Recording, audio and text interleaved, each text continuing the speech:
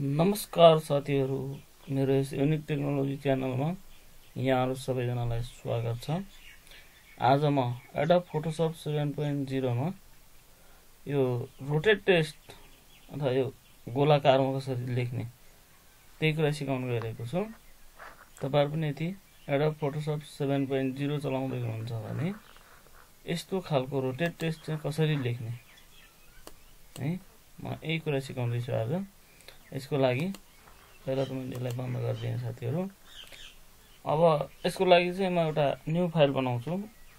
किबोर्डबाट control an थिच्नु भने A4 size choose गर्नु होला। ओकेमा क्लिक गरे। एउटा मैले फाइल बनाएँ, नयाँ फाइल। अब यो रोटेटमा लेख्नको लागि साथीहरु एन्ड रेक्टेंगल टुलमा गएर राइट क्लिक गर्नु होला। अनि यो इलिप्स टुल भन्ने छ, यसलाई लिनु होला अनि क्लिक सँगै ड्रा गर्नु होला।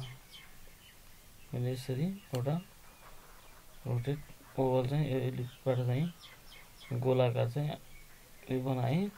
त्यसपछि साथीहरु टेक्स्ट टुलमा जानु होला।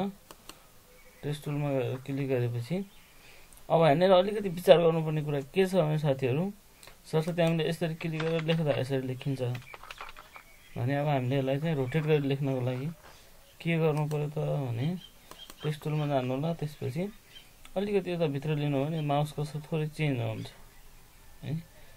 यता यस्तो छ भने अलिकति यहाँ जानु भने यस्तोमा के हुन्छ, यसरी क्लिक गरेर अनि तपाईहरुले सजिलैसँग साथीहरु अक्षरहरुलाई रोटेट गरेर लेख्न सक्नुहुन्छ। Server computer